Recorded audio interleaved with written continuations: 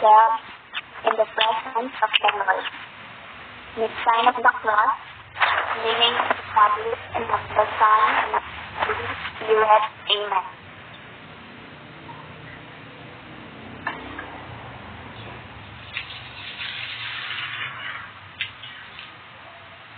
Ask you for your blessing and guidance so that the activities that for this undertaking be successful. We ask you to open our eyes to see the wonderful things of this activity. We ask you to open our ears so that we may retain the invaluable knowledge. Open our minds for us to think wisely. Help us with understanding, cooperation, and peace in fulfilling our responsibilities. Open our hearts so that we have everlasting love. And open our spirits so that we may know that you are with us all throughout the day. We ask all of this in the name of Jesus Christ. Amen.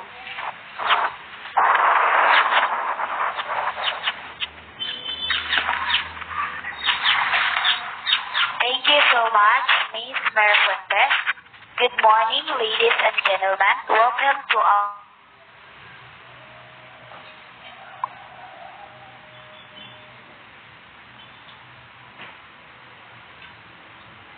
management. By the way, my name is Cheryl K. Alforque. And I am Irene Sassel, and we are your hosts for today.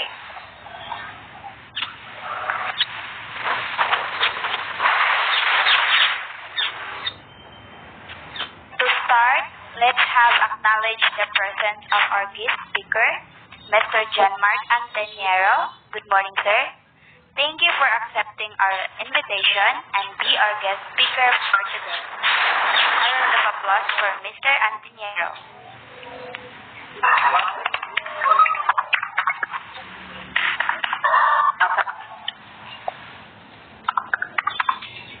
May I call on Ms.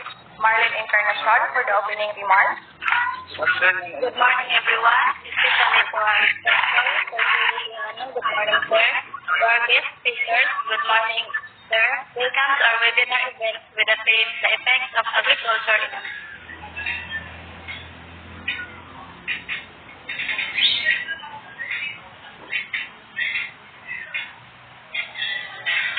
the economies in most developing countries to grow their incomes and improve their livelihoods by raising agricultural productivity and engaging in markets. Before anything else, my name is Marlene Encarnacion. So to introduce or to know our beloved speaker, he is Institute holder, crop production, is none other than, please help me welcome Mr. JOHNMARK Anteniero, a virtual club police. Thank you so much, Ms. Encarnacion. Oh my God. And now the moment we've been waiting for.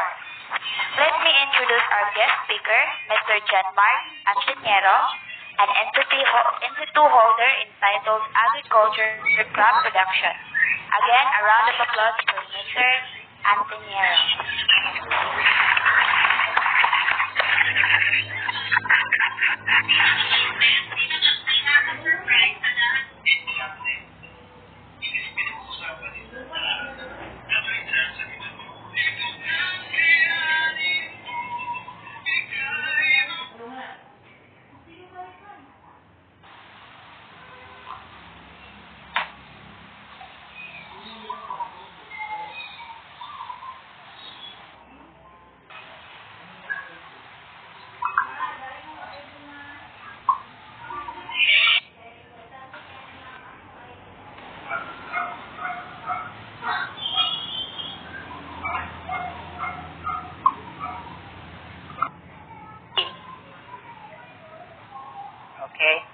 Thank you, Ms. Sassel. So, kung makadungog sa agriculture, mo gid kasagaran itong mahuna-huna. Kasagaran may stress sa uba.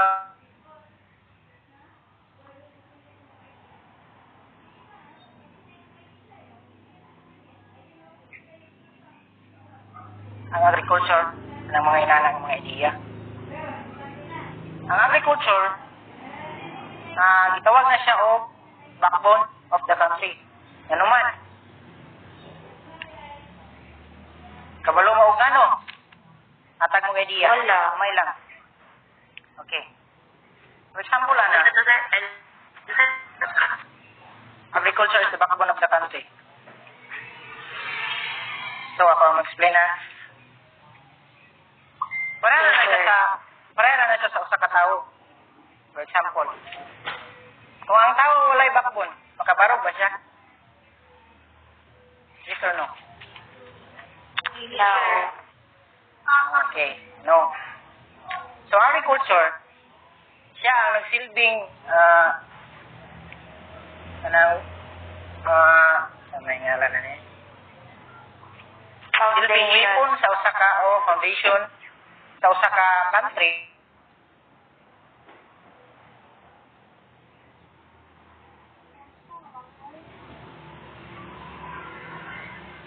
Siya ang nagpakaon ba? Silbi siya ang nag-produce ng pagkaon para sa tuwang tanan. We can live or survive without agriculture. All of us rely on agricultural products in order to survive. Examples were food, clothing, fibers, and even medicines. Agriculture takes the toughest and most challenging responsibility among other courses. You know why? Because we are the ones who's responsible of feeding the country. Kami lang naman ang nagpapakain sa lahat para mabuhay. Alam niyo kung bakit? Asa ni atong bugas? Mga sudan. Napang ikaw sa tibok adlaw. Galing na siya sa agriculture. Sa mga farmers o mag-uuma. Dayon, ko dyan.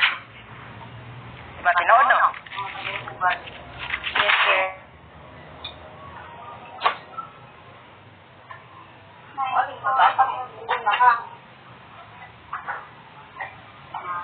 Utang siya, diba? Kinahanglan na siya pagkaon. Pareha na siya sa atong nasod. Kung wala gikaon ng mga tao, dili gina siya mo improve og dali. Sa may muli sa pag-improve sa nasod, diba? Wala. And ang relationship ni sa ako ng mga sa inyong HM o sa Food and Beverages Industry, ako po siya katabang nga man. Para sa mga maghimo mo wine, diba na may wine making? Yes, sir. Yes, sir na. Ang mga raw materials, kabalo mangita, mga raw materials para sa mga prutas, example sa leaf, mga melon, galing, gikan ginasya sa agriculture.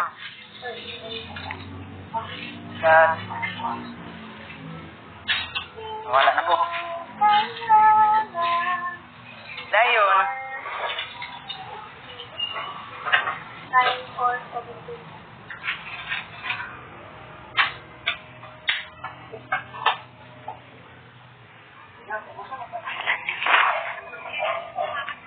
Ay, ma, ano yung telepon na ako, diba? Messages. Ano yun, eh? Ano siya?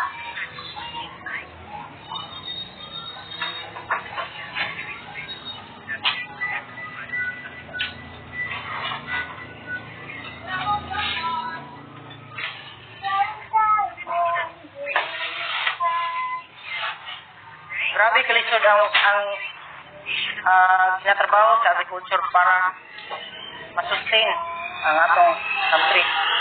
Pero kung lantos uban sa agriculture, ubos ka bitaw kayo nga murag kasagaran, ginalockdown nila. Pero wala sila kabalo sa tinuod nga essence sa agriculture. Diba?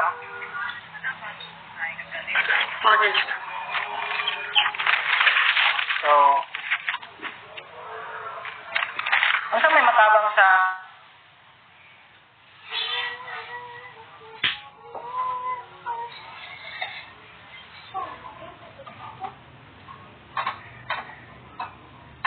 mga ideya ninyo.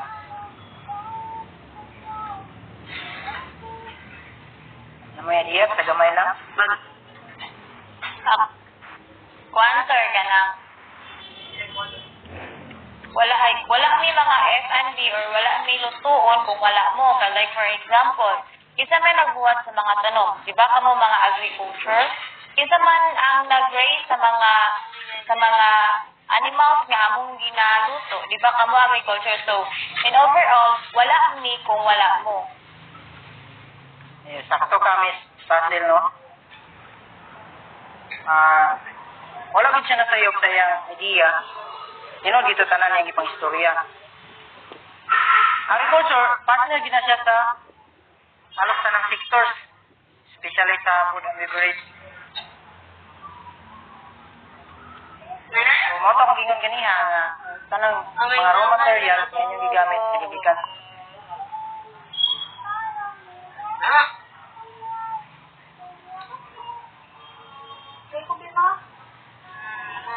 For example,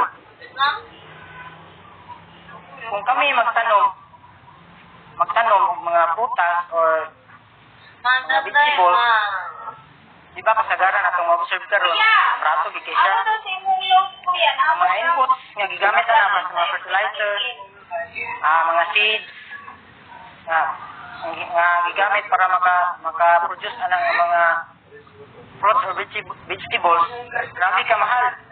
Pero kung atong ibaligya sa market, grabe po kabrato.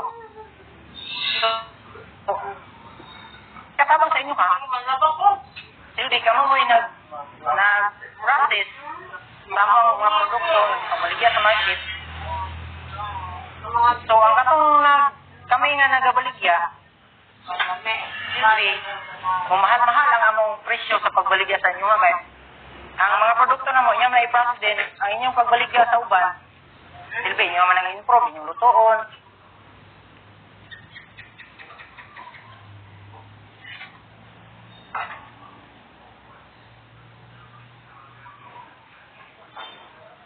Himuan man ang inyong mga tweet, ibutawang paghimo, pagluto, for example, para na mga eggplants. So, inyong mga lutoon, dili biya, ang baligya biya sa mga farmers lang, barato dito tayo. Pero kung maluto na siya, mahal lagi na siya price, di ba? So, akong i-share sa inyo ha, based na po yan sa akong mga na-obserbahan, mga experience, kaya di man dyan po ko yung knowledgeable na tao.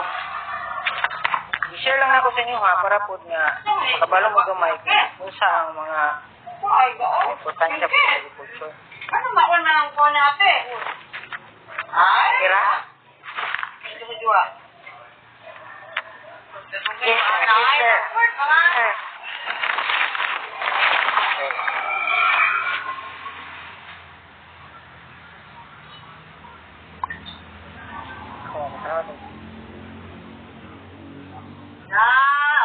Okay, thank you so much, Mr. Anteniero, for sharing your knowledge and insights about agriculture in F&B.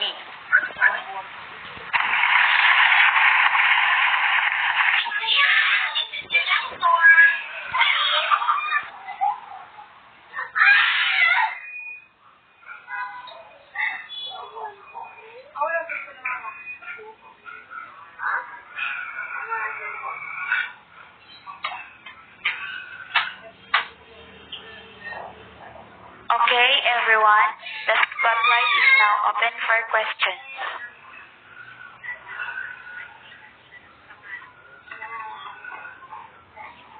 Any question, guys, for our speakers? So guys, pangutana mo.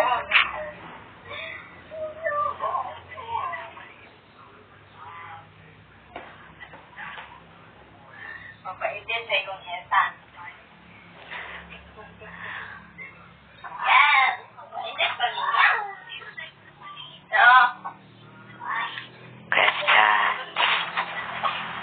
Pangutana mo guys, kanang kutob lang po sa ako ang siran, kutob lang po sa ako mga naibalaan. Ilalap.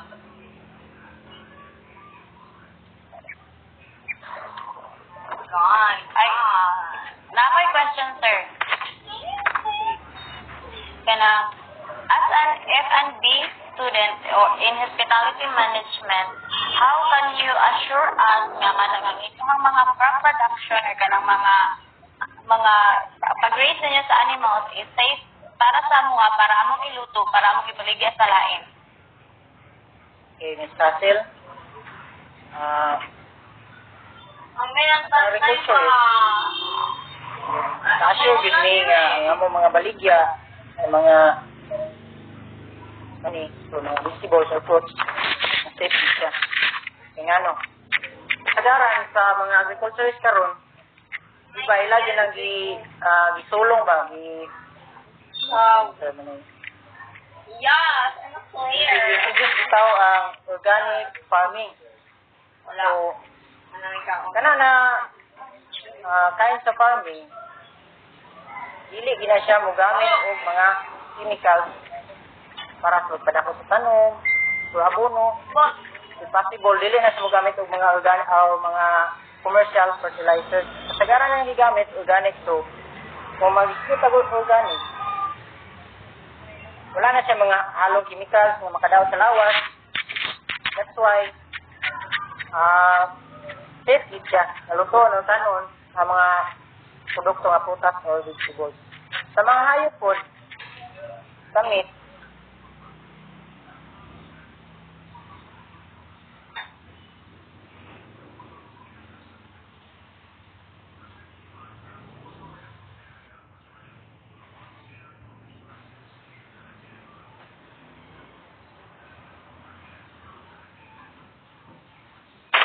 For the giving of certificates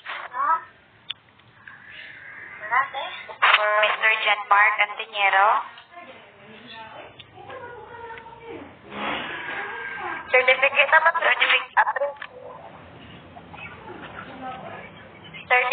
of appreciation was given to JOHNMARK Anteniero for sharing his valuable knowledge as a guest speaker during the Nature of Agriculture and Education of Food and Beverages Services and Hospitality Management webinar via Google Meet, given this 23rd of July in the year of the Lord 2022.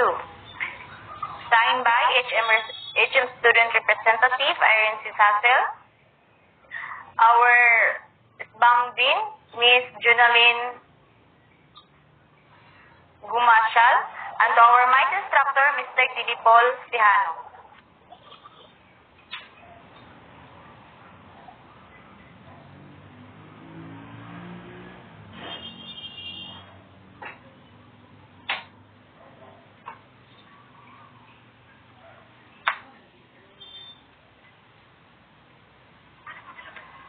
Okay, now thank you so much, Mr. JOHNMARK Anteniero, for your very inspiring message. So now let's open our camera for our picture taking. Open your camera, guys.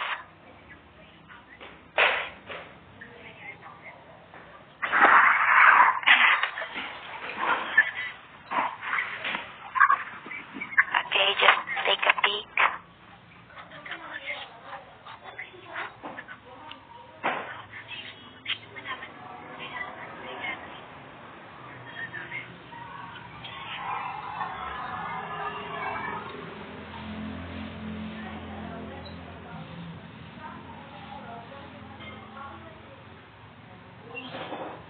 Are we good? Yeah. Mana picture?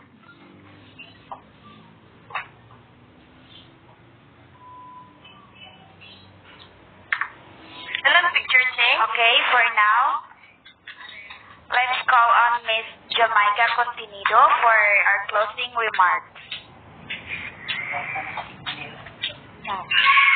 Okay, ladies and gentlemen, on behalf of the FFS students, I would like to extend a heartfelt gratitude to all who exerted efforts and ensuring the success of this activity. To the guest speaker, Mr. JOHNMARK Anteniero, thank you so much, sir. It is my great pleasure that you had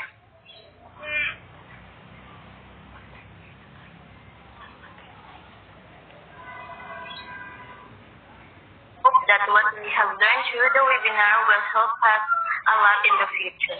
With that, thank you and good morning. Okay.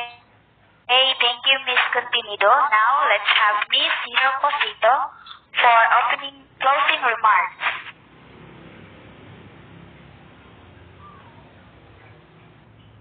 Closing prayer.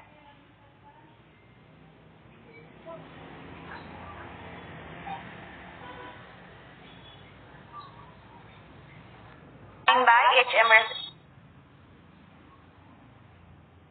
Kayo, Lord, sa kabuntagon, Lord God, na imong ihatag ka nawa, Lord. And then, thank you sa successful second session of our webinar, Lord, na na-successful na dyan siya. And then, I hope na imo haming taga-guidance every day and sa among pag-eskwela, Lord God. Thank you so much and good morning. Amen. Thank you so much, Cheryl Kialforke, for the closing prayer. Again, thank you so much, everyone, for participating in the second session of webinar. To our guest speaker, Mr. JOHNMARK Anteniero, sir, we're very, very thank you, sir, for your presence to be here and to be part of our guest speaker. I know there are some barriers or inconvenience, but still, you gave your knowledge, you share your insights about the essence or the effects of agriculture in food and beverage services. Sir, we're very, very thank you and you are much appreciated. Thank you very much.